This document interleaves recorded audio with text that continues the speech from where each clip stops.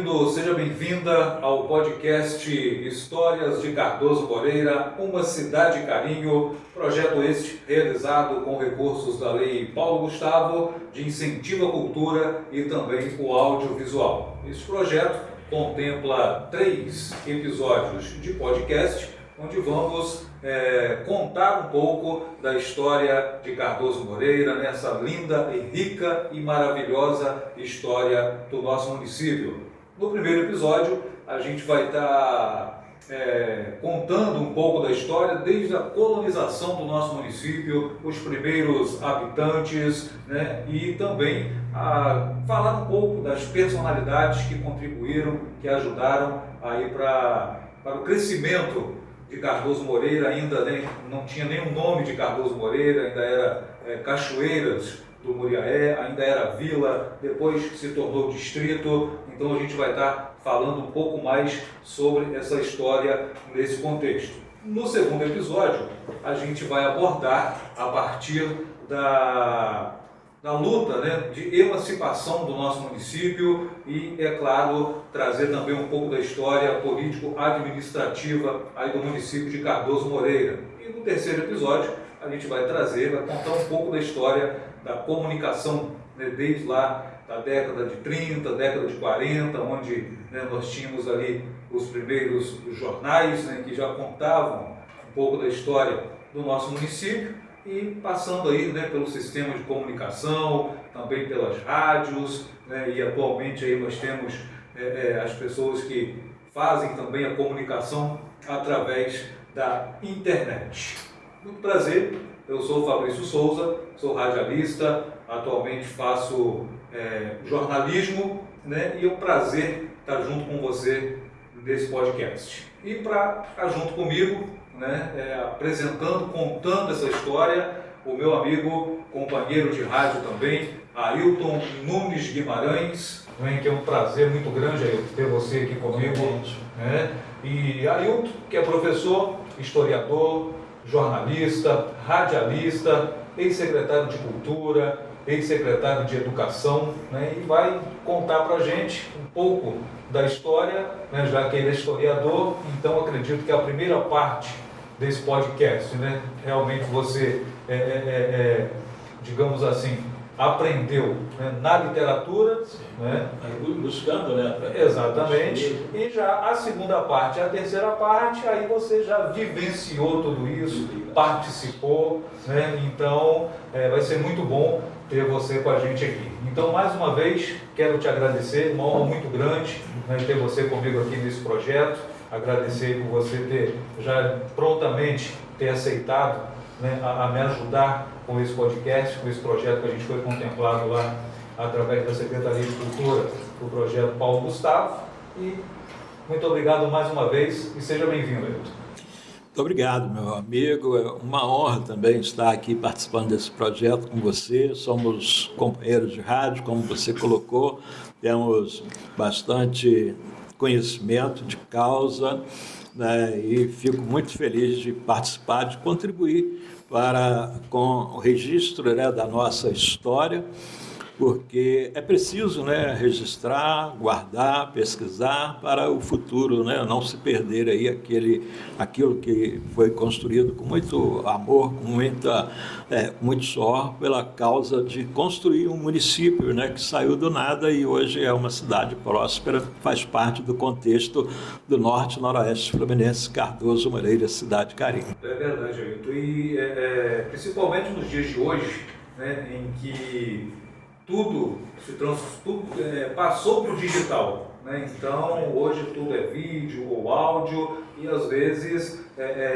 um podcast como esse, que vai contar um pouco da história, a gente sabe que é só um pouco. Se a gente fosse para contar tudo, sabe lá quanto tempo a gente ficaria aqui, talvez não conseguiria contar tudo. Eu falo também que é importante deixar para outras pessoas que a gente acaba eu encontro uma parte da história e o outro pesquisador vai acabar descobrindo outros feitos. Então, de vez em quando eu converso com alguém, participando, colaborando. Eu estou colaborando com um grupo de pesquisadores de Itaperuna, que pesquisa também sobre o comendador Cardoso Moreira, o efeito do trabalho dele como empresário aqui na região norte e noroeste fluminense. Então a gente vai trocando ideias e cada um contribui um pouco com a construção dessa história. Exatamente, e como eu disse, né, a gente vai contar um pouco, né, mas a gente acredita que tem muita coisa ainda para ser descoberta. Com certeza. É verdade. Então, para a gente começar, né, a contar essa história, acho que a gente tem que começar desde lá, né, do início mesmo, né, que a gente hoje já encontra na literatura, né, que seria de que forma aconteceu a colonização, né, das terras que hoje é o município de Cardoso Moreira. A região, né, consta aí na literatura, né, a região norte-noroeste fluminense sempre teve essa característica aí de divisa de estados, né, com Minas Gerais e com o Espírito Santo, essa influência aqui desse triângulo, né, que faz o Rio de Janeiro, no norte fluminense e no noroeste. Basicamente foi nos anos 700, né, lá em 1700 foi que começou essa colonização. A região era de mata, né? E os índios, né? Tanto na região da margem direita do rio Paraíba, a gente tinha o índio Goitacás, que deu aí a origem ao Campos dos Goitacás, e da margem esquerda a gente tinha aí o índio Guarulhos, lá na região de Campos, né? E conta a história aí, a literatura, que o índio Guarulhos ele vinha até São Joaquim, essa região de São Joaquim, a última tribo registrada no Baú, aqui pertinho de Doutor Matos, e já aqui em Cardoso Moreira, seguindo pela região noroeste e serrana, o índio Puris. Então, basicamente isso aí. Foram os catequistas, né? A Igreja Católica tinha uma influência muito grande nessa questão de civilizar o índio, trazer o índio para a civilização. E por aqui também passou o Frei Jacques, né, que é um que ficou no contexto histórico, arrumando essas tribos, organizando as tribos, trazendo essa questão da religião para civilizá-los. Sim, as tribos desses índios, elas vinham para essa região mais pela questão de estar fugindo, né? Também, conta também que a questão da doença foi muito grande, né? O rio Muriaé, por exemplo, esse nome Muriaé, morria, né? Morria, né? Porque era tipo um castigo andar por esta região, diz que a febre dizimou, inclusive, algumas tribos aqui de índio. Consta que foi a questão da doença, que era muito, né, grave mesmo essa questão da doença aqui nas margens do rio Muriaé, a febre amarela e todo esse tipo de doença pela falta, né, realmente de conhecimento e de medicamentos para isso. E a população, uma coisa também que eu já encontrei, que fez com que a civilização batesse na porta aqui, foi a questão das proximidades nossas aqui com o mar, né?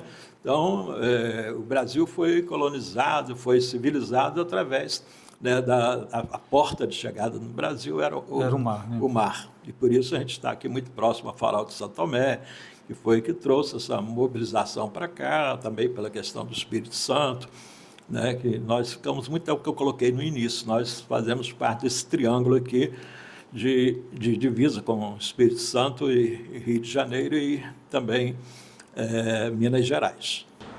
Sim, o que a gente pôde também acompanhar, né? Isso, deixa eu só colocar. Sim, a questão de Minas Gerais aqui é o minério, né? E fez essa movimentação do mar adentrando aqui ao país em busca do minério, em busca do ouro, né?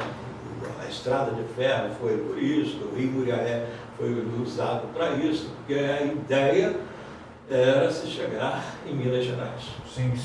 A gente até pesquisando um pouco, né, até para aprender um pouco mais sobre a história, para a gente estar aqui contando, a gente pode perceber que essa questão dos índios, né, o homem branco tentou escravizá-los.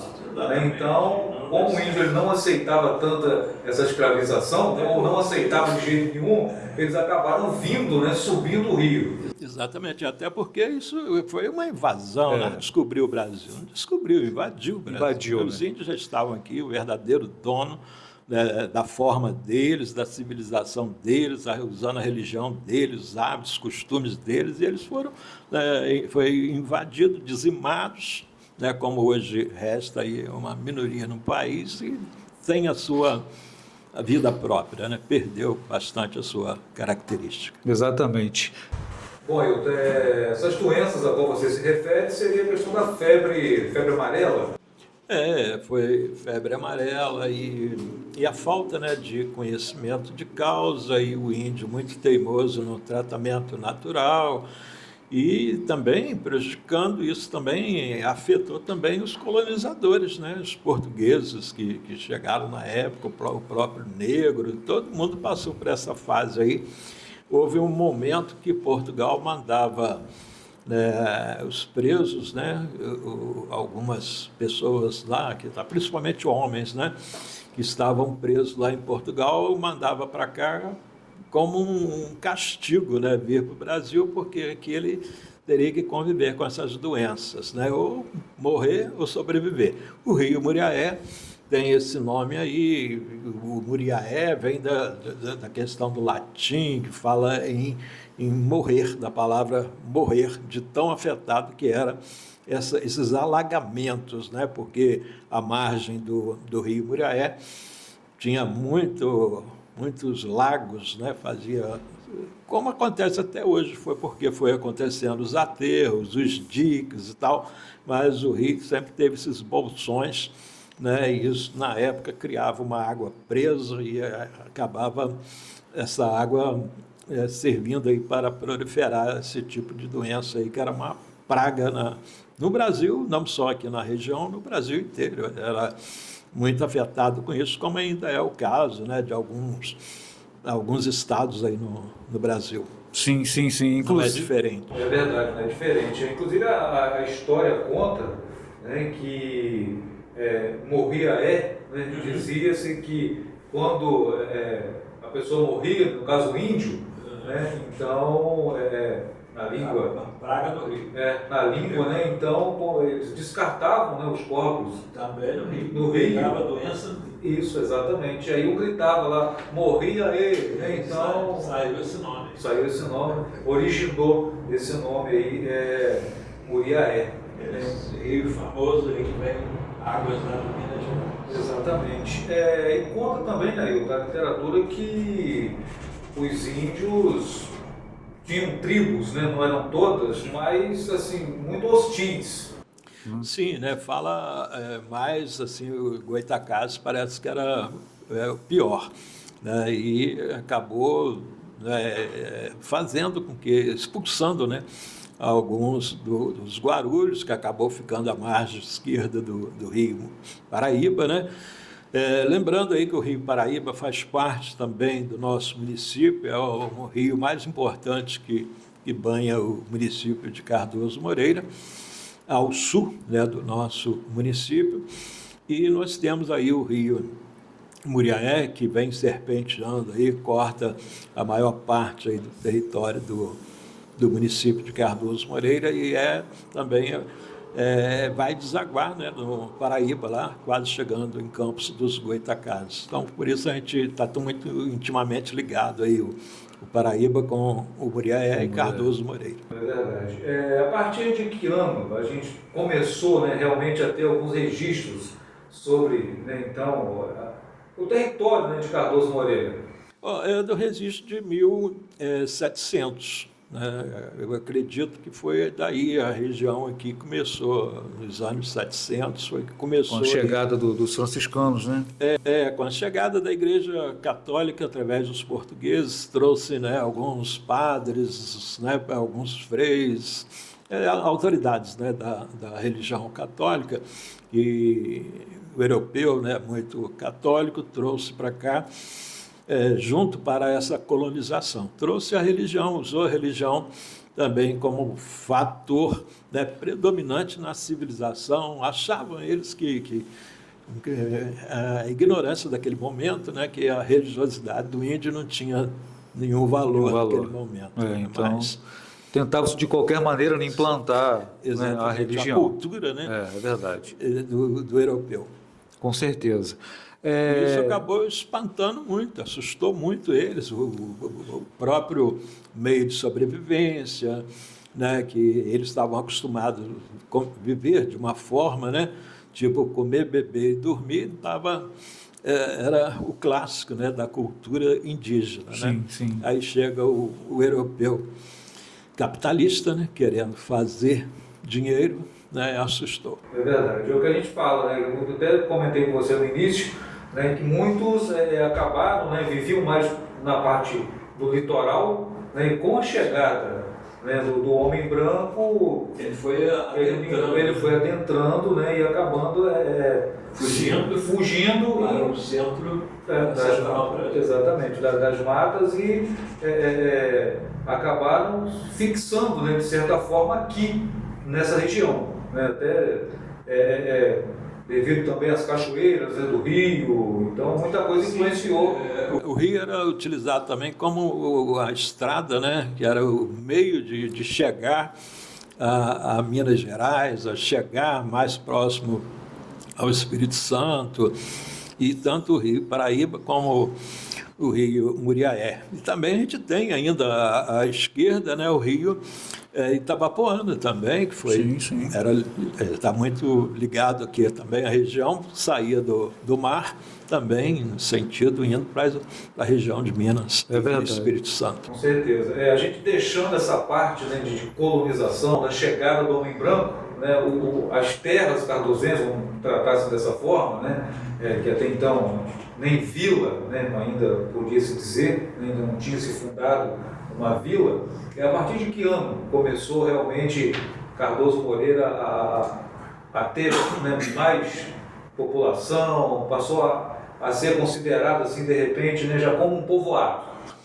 Olha, eu vejo, né, que a chegada, né, da estrada de ferro foi um marco assim que foi fundamental para o progresso aqui na região, né, seguindo aqui para a região noroeste fluminense.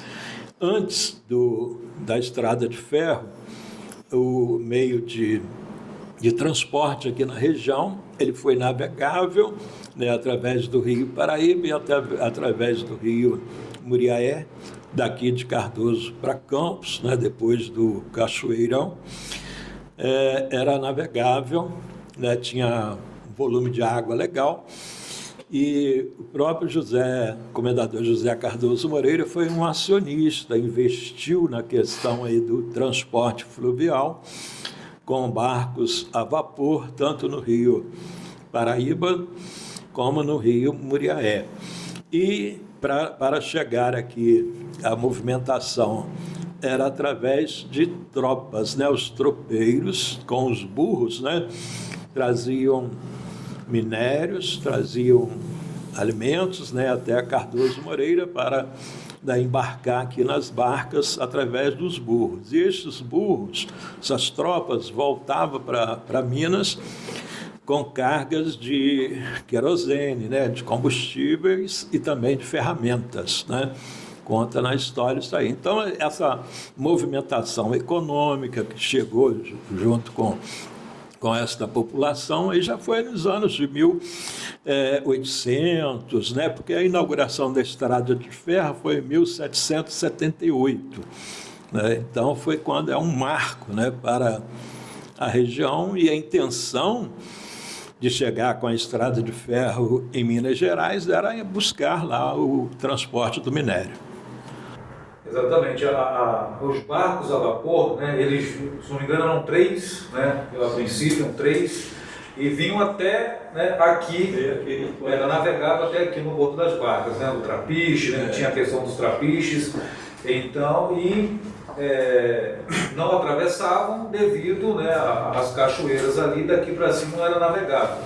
Então, de qualquer forma, como você disse bem, de Minas Gerais até aqui, né, vinham no lombo dos animais, né, e depois retornavam levando também outros materiais. Aproveitava para Outros levar produtos, né? os produtos industrializados. No caso aí, ferramentas e combustível, que na época era querosene. A estrada de ferro, né, veio também contribuir de forma importantíssima também para a evolução também Com certeza. do local. Só né? que não foi tão rápido assim. É. Levou um ano, quase 2, para chegar a Cardoso Moreira, de Campos a Cardoso Moreira. Porque tinha em Murundu, né? A estação era Murundu, Exatamente, né? passava seguindo para Vitória, no Espírito Santo. Aí depois deu uma parada para chegar em Italva, para chegar em Itaperuna, e foi aos poucos. E quando chegou mesmo lá em Muriaé, lá em Minas Gerais, acabou os acionistas, que tinha o José Cardoso Moreira como um dos principais, ele acabaram desistindo, acabou, né, esse ramal sendo vendido para o governo federal de novo, né, voltou para o governo federal, concedeu essa concessão a eles e acabou apanhando de volta. Na realidade, se não me engano, ele nem chegou até Carangola, né? Porque o objetivo principal seria chegar em Carangola, mas em virtude de outros acontecimentos, né, acabou nem chegando até lá. Exatamente, porque o processo era muito longo. Você imagina que isso tudo era mata, né? Teve Exato. que desmatar, observar a engenharia, observar onde ia passar, né? Fora de morro, fora de alagamentos, e era um troço completamente difícil. Não tinha satélite, não tinha essa tecnologia que tem hoje. E além Você imagina que a linha de trem, pelo menos esse trecho nosso aqui, ela passou fora de alagamentos. Pode observar que o leito, nós que sabemos aí onde era o leito, você pode ver que ele foi muito bem planejado, muito bem pensado. Exatamente. E fora que não contava, né, com maquinários, né, com implementos que pudessem facilitar essa construção. Exatamente. Né? Além do desmatamento, né, que naquela época com certeza não existia, né, equipamentos que a gente tem hoje, que facilitaria bastante esse trabalho. Com certeza. Né? Então, exatamente. Locais que, por exemplo, não tem como, não teria outra alternativa, como de repente morros, né, teriam que ser escavados, outros você falou em alagamentos, mas de repente teve área que não teve jeito, né? Teve que sofrer aterramentos, pontes. Exatamente. Teve Né? Você corte, né? Aqui em Cardoso Sim. mesmo, né? Tem até hoje, né? O corte ali no bairro Catarino, e foi feito para passar o trem. Você imagina agora a complexidade de você, naquela época, né, construir uma ponte, né, como a nossa ponte de ferro aqui. Exatamente. A ponte de ferro levou quase 2 anos depois que tinha inaugurado a estação em Cardoso Moreira para inaugurar a estação de Italva. Pois é. Então, assim, chegou até aqui, né, e deu uma parada, né, até porque que já tinha aquela tradição, né, dos barcos a vapor, de trazerem tudo para cá, para daqui seguir. Então, assim, o trem facilitou, mas de qualquer forma ainda continuou trazendo-se no lombo dos animais até aqui. A ideia era chegar em Minas Gerais. Em Minas Gerais. Sem dúvidas, né? Conta também, né, a história que na inauguração, né, nós tivemos aí, né, Cardoso Moreira, a vila, né, tem então o privilégio, né, de contar com... A família imperial, a família imperial. Você vê que a região não tem registro dessa visita. Eles vieram no lançamento da pedra fundamental para a construção do ramal e aproveitou também para o lançamento da pedra fundamental na construção da usina de Barcelos, em Campos.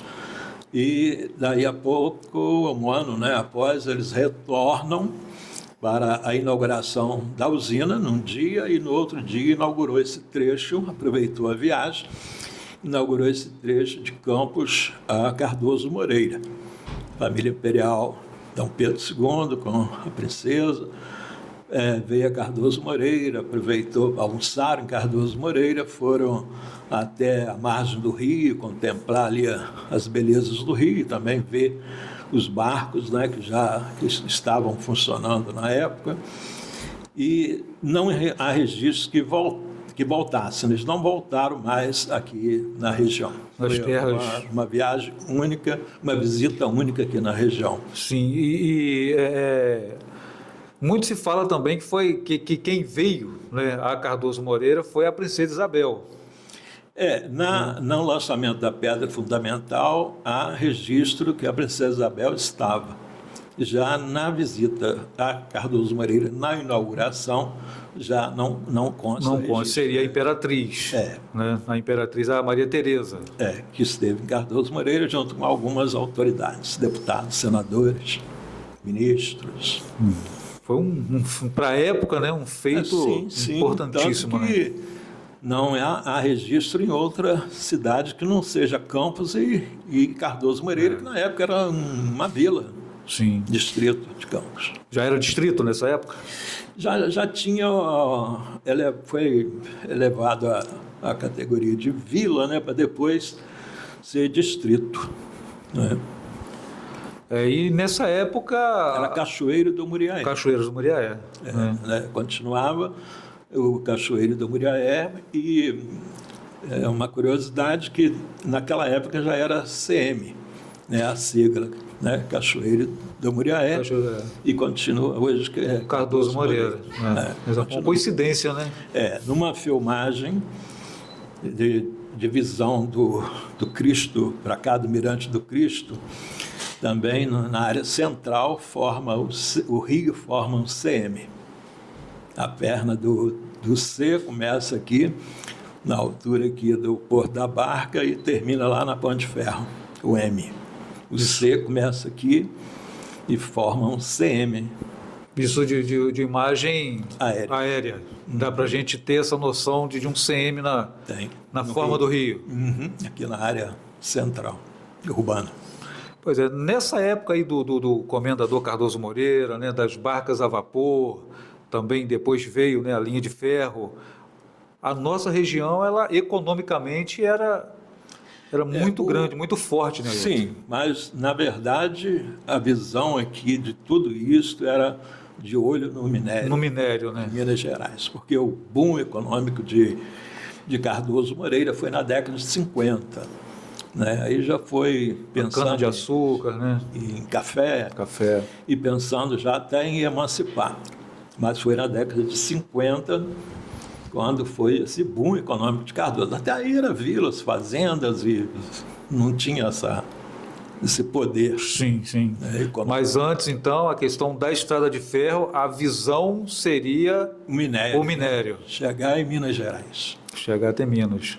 E aí explorar esse minério e, consequentemente, trazer, né, para o litoral para ser exportado. Porto, né? Chegar no Rio e chegar em Vitória. Certo.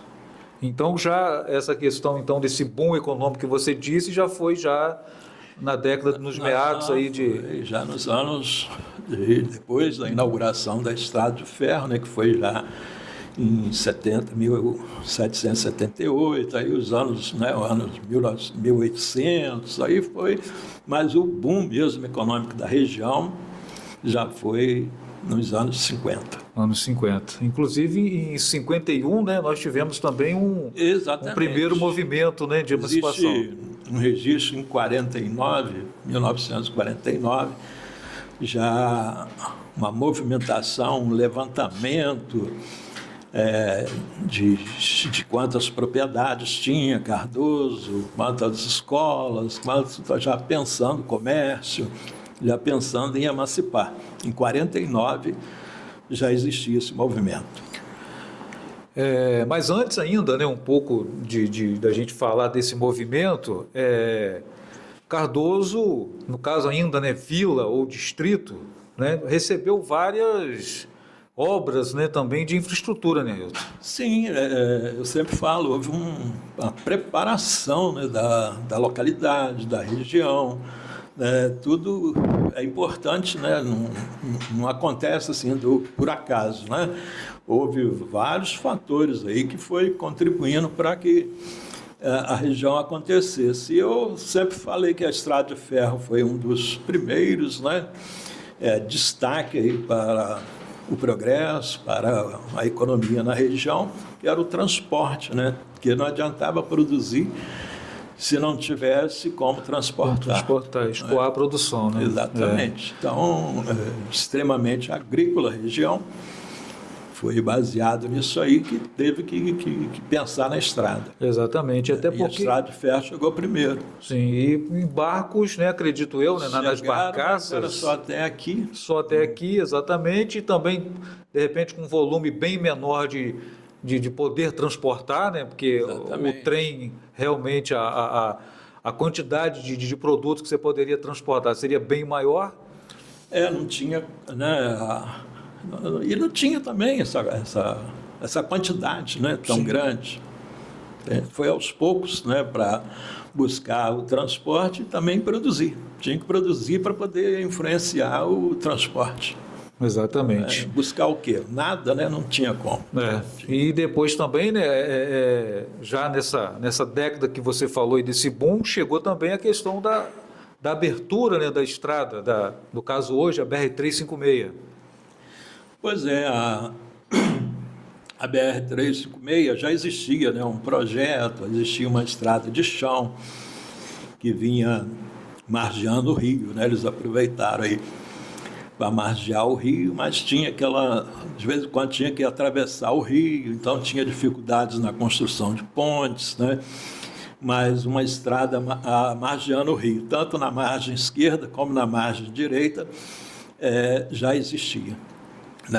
Estrada de chão, estrada vicinal, mas já existia, que acabou, né, adentrando, né, essa região aqui, a pé, andando, mas na margem do rio. Então, tanto de um lado como do outro, sempre teve essa registro de vilas e dessa estrada. Sim, hoje a gente, por exemplo, a estrada do Pau-Brasil, uma estrada. Vai margeando o rio pela esquerda, né? Isso. E a BR ficou à direita. Inclusive, tem a estrada também aqui, né, que você vai até Italva também, né, margeando o Rio Muriaé. Margeando o rio pelo lado da Palmeira, né? Isso. Né, que o lado esquerdo do rio. Tem conversas, né, quando a gente estava fazendo aí uma pesquisa, né, para esse podcast, eu conversei um pouco com a Ana Paula, né, lá da Casa da Cultura. Grande também, pesquisadora. Exatamente, um conhecimento, né, muito grande a respeito da nossa história. Eu notei que é a guardiã, né, do acervo municipal lá da Casa da Cultura. Com certeza. Então, sabe muito a Ana Paula. E, segundo informações da Ana Paula, né, a Fazenda Santa Helena, né, que era do comendador Cardoso Moreira... Aqui na região. Né? Na região, né, exatamente, seria, né, aquela ali que hoje, né, é conhecido como Miguel. Exatamente, ali logo frente, né, o trevo ali da entrada de Pureza, Camucí, né? Aquela fazenda ali tem capela, né? Ali é São João da Cruz, né? Me parece. Isso, São João da Cruz. Né? E ficou lá as ruínas, tinha uma serraria ali e tal. Realmente, ela mostra que foi uma fazenda grande ali, né? Naquela região ali. Na época, tudo era Cardoso Moreira e tal, não tinha essa divisão. Mas hoje lá está para Italva. Ficou Italva, o valão ali da... a divisa está no valão. A divisa, exatamente, fura-olho. Pois é, então a gente segue, Ailton, sobre a questão aí da evolução, né, de Cardoso Moreira, tem então vila, distrito, né? Tivemos várias pessoas, né, várias personalidades que contribuíram muito.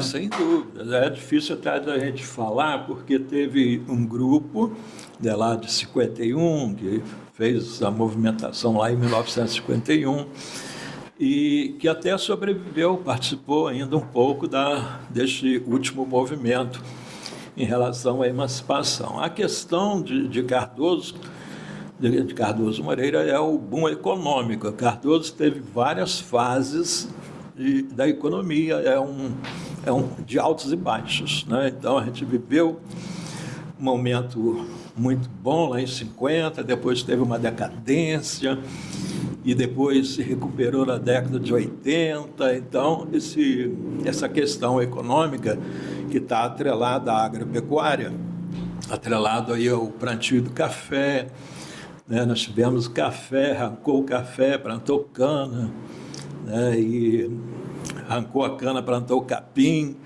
Então, isso acabou afetando bastante, assim, a questão econômica, né? E Cardoso deu sorte aí que emancipou no momento que estava tudo correndo bem, mas teve situações bem piores, antes e depois. Mas pô, no momento certo, né? Eu falo que foi a hora exata. A hora exata. A usina de Outeiro moeu em 86, o último ano, né, da moagem, né? E nós começamos o movimento em 87, então a gente ainda pegou ainda aquele finalzinho do depósito de álcool e ainda movimentando um pouquinho e tal. Dali para lá não moeu mais, né? E emancipamos em cima dos últimos movimentos da usina. Da usina. Isso, e isso você se refere à usina de Outeiro, né? Porque Santana já tinha, já tinha muito tempo, né? Em 80 já tinha fechado. Sim. Como a gente falou aí, né, lá de trás, das obras importantes, né, que contribuíram para o crescimento, como a questão da linha de ferro, a gente vai ressaltar também, né, já mais próximo, né, ali de repente, década de 60, se eu não estou enganado, foi a construção também da ponte, né? Da ponte principal. Não, a nossa ponte foi em 47. 47. Ela começou em 45, ficou um período parado, né? Porque primeiro o engenheiro que fez, Dr. Haroldo Júpiter, construiu os pilares da ponte como tese, né? Ele era engenheiro, recém-formado, veio para Cardoso e construiu os pilares da ponte ali como tese da faculdade dele. Ele queria se especializar em construção de pontes, né? Só que ele acabou não tendo mais recursos para tocar a obra. A família veio aí, acabou levando ele de volta e ficou os pilares. Depois a prefeitura de Campos passou uns 2 anos, acampou a obra e colocou o tabuleiro já em 47. Ela foi inaugurada em 1947. Foi por isso que em 49 começou a se pensar em emancipar. Então, e a ponte foi construída ali, os pilares no meio do nada, né? Porque na época eles chamavam de ponte central, mas não tinha nada de centro, porque na verdade o centro estava lá no Porto das Barcas e na Praça da Bíblia. Então isso gerou muito conflito, muita confusão. Hoje a ponte é considerada a ponte central. Hoje Naquela época, não. Era uma questão de visão do Coronel Salgueiro, que tinha essa visão de loteamento de área urbana. Cardoso era no formato de X e o X fecha em cima da ponte. Essa era a visão do Coronel Salgueiro, que loteou a área urbana. A área urbana. Loteou, vendeu e também doou, né? Alguns. Ele fez a história conta que ele fez uns combinados. Ele dava o terreno, você tinha 1 ano para construir, porque na verdade ele queria povoamento, ele queria urbanizar. Sim, queria urbanizar a cidade, então ele forçava. Ele forçava, né? Te dou o terreno, mas tem que construir 1 ano. Exatamente. Infelizmente morreu muito novo, 40 e poucos anos. Sim. Voltando um pouquinho, Ailton, lá em 1951, quando a gente teve, né, esse primeiro movimento aí de emancipação, mas não conseguiu lá em virtude também de falta de acordo ou diálogo com São Joaquim, né? Fala que foi, não economicamente estava tudo bem. A gente, naquele momento, tinha Santana, Moendo, tinha o Alambique, Santa Fé e tinha a usina de Outeiro, tudo em pleno funcionamento. O que faltou foi acordo político na época, né? Então, acabou desmembrando São Joaquim de Cardoso para enfraquecer e... São Joaquim se tornou distrito. Isso tudo foi assim para acabar com aquela vontade. Mas na época também existia Italva, também querendo emancipar, e eles se falavam muito em descontinuidade territorial, achava que Italva tinha que emancipar primeiro. Mas, na verdade, Talva acaba fazendo divisa com Campos, lá naquela área de Mata da Cruz, né? Sim. Então, não tinha nada a ver essa questão de descontinuidade, mas se falava muito nisso também, na época. Como que vai emancipar Cardoso e Talva vai ficar lá do outro lado pertencendo a Campos? Exatamente, Cardoso independente, né, no meio, e Talva ainda... Mas não tinha nada a ver. Isso era Sem conversa. dúvida, com certeza. Desculpa, né? Assim como a gente, né, pôde ver aí nos registros que com essa não aceitação, né, desse acordo aí em relação a Cardoso Moreira, São Joaquim acabou levando algumas vantagens, né, na época. Não, pois é, e São Joaquim separou, ganhou cartório, Exatamente. ganhou a usina, né, ficou para São Joaquim. O território, né, a usina de Santana e Outeiro. Aí, né, mas... Posteriormente, construção do posto médico. Não, isso aí, essas coisas já foi já no movimento de emancipação nosso já. Aqui Já foi para frente. De 80, né? Da década de 80, né? Mas ficou lá, foi a coletoria, foi Correios, né? São Joaquim foi equipado, cartório, né? Por se transformar em distrito, para enfraquecer o movimento de emancipação. Mas, com a evolução da coisa e com a emancipação de Talva, né, de novo animou Cardoso. A gente já vinha com essa ideia, esperando Talva emancipar, para a gente iniciar o nosso processo. E a gente buscou lá, naquele início da mesma área territorial. Acabou emancipando a mesma área territorial que se pretendia emancipar lá em 51. Que é a área que compõe aí o distrito que é hoje, né? Que é hoje de São Joaquim. Verdade. Esse assunto aí da emancipação, a gente vai abordar mais no segundo episódio, né, do nosso podcast. Mas, voltando, né, às personalidades, nós tivemos, né, outras pessoas também que deram uma contribuição muito grande, né, Ailton, para esse progresso do nosso município, enquanto não era emancipado. Exatamente. Eu falo que teve muitas pessoas preparando Cardoso para emancipar. Sim. Cardoso não estava preparado para emancipar naquele momento da década de 80, né? O pessoal lá de 50, 51 também contribuíram, prepararam, né, a cidade a localidade para se chegar a isso. Então há uma construção de muitas pessoas. É óbvio que se destaca algumas pessoas, tem pessoas que ficaram conhecidas, destacadas por questões de botar seu nome na frente, porque para emancipar existe um requerimento, faz um requerimento à Alerj, pelo menos era assim, né? E um mínimo de 10% dos eleitores local tinha que assinar esse requerimento, e a Alerj fazia esse requerimento pedindo que fizesse a consulta, que é o famoso plebiscito, que é o sim à emancipação, sim, ou não.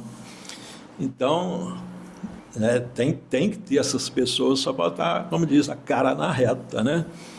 E nós tivemos tanto lá em 51 como na década de 80, né? Esse de 80, por exemplo, requerimento de 87, ele foi feito em nome de José Jorge Brito, que ele que assinou o requerimento. Sim.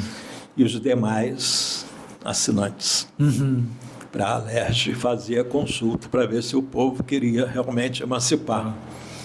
Mas a gente tem muita gente que faz parte tanto desta comissão como da outra. E nessa comissão, né, pessoas influentes, né, a gente tem aqui como o Coronel Francisco Augusto Dantas Carneiro. Sim, tem até a rua com o nome. Exatamente, né, o Antônio Pinto, o Joel Reis, da família sede ali, os senhores Salinho, o Badia, Ibrahim, Nascimento. Ibrahim foi muito, né, conhecido. Pois é, e também o José... o grande incentivador do movimento, que foi o Antônio Ferreira de Medeiros. Sim. Né? O Antônio Pinto. Então, assim, sim, pessoas, né, que exatamente, contribuíram muito. A turma estava lá em 50, 51, tem os registros, né? Tem até um livro, né, com com esse pessoal todo aí, o Henrique Ferreira de Medeiros, pastor Henrique de Queiroz, fez um livro, e nesse livro tem lá citando essa movimentação dessa época lá de 49. O livro está com 75 anos. Né? E há 75 anos o povo queria emancipar. E nós estamos aí com 30 anos, né?